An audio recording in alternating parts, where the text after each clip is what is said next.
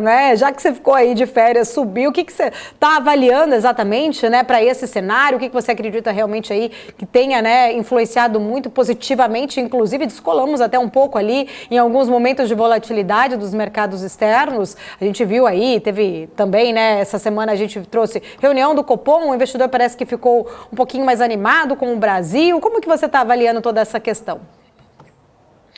Antes de falar até da reunião do Copom, né, tem até a ata amanhã do Copom, o mercado espera se vai vir uma porta aberta para um novo ajuste 0,25 ou para em 13,75, o mercado até acreditando que deve parar em 13,75, também acredito que não teria por que uma nova elevação e não faz muito mais diferença, juros a 13,75 ou 14%, isso já não faz mais muita diferença. Mas o que aconteceu, primeiro, os mercados sofreram muito, né?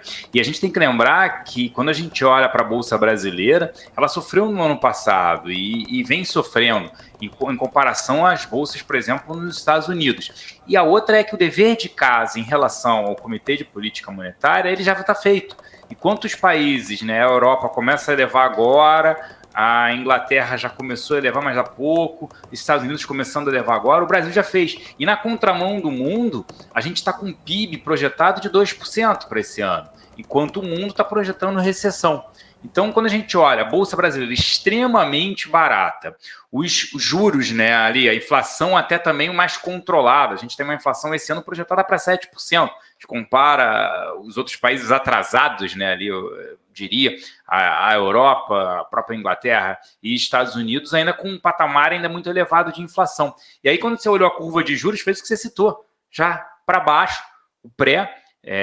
E aí o mercado começa a olhar, será que é a hora de eu voltar para a Bolsa? Será que é a hora que eu comprar peixinhos? A grande discussão é se a gente vive um rally de bear market ou a gente vive um bull market. Ainda não é um bull market porque a gente tem uma recessão vindo lá fora.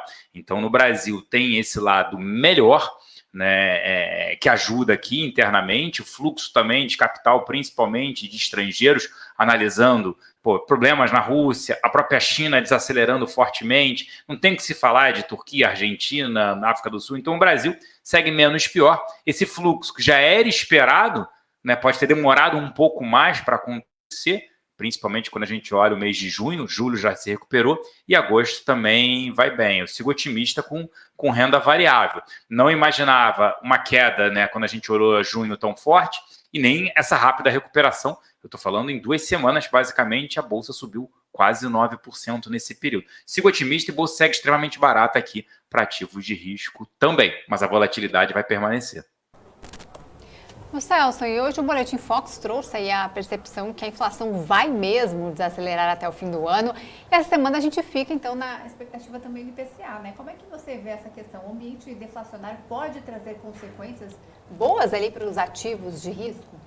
Celso, acho que o microfone da Isa me avisaram aqui que estava baixinho. Você conseguiu ouvir mesmo assim? Gostaria que eu repetisse? Ouvi. Ouviu? Tudo bem. Não, ouvi, consegui ouvir.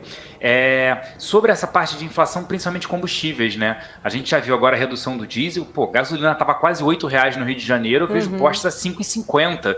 Então é uma diferença muito grande, é um efeito direto sobre isso.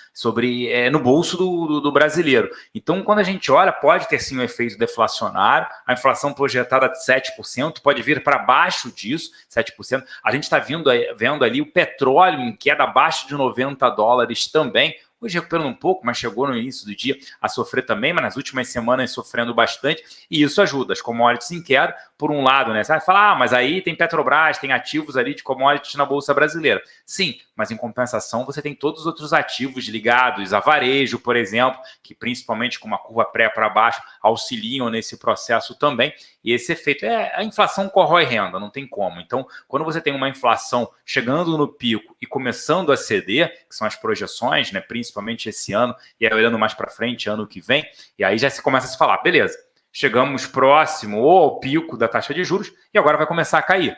Então, as pessoas correm para alocar em títulos pré-fixados, isso acontece também olhando renda fixa, mas também renda variável. Houve também, né, sempre acontece isso, né, em momentos de crise, tem muita gente que sai falando, não, ferrou, vai cair, eu vou perder meu dinheiro, E aí é que você aproveita, né? Que é o momento que você fala, quando ninguém, como diz o Warren Buffett, né? Ele gosta de comprar quando ninguém quer bolsa. E esse é um momento ainda extremamente oportuno. Mas tem que falar, a bolsa vai 98 mil pontos há 2 semanas atrás para 107, 108 mil pontos.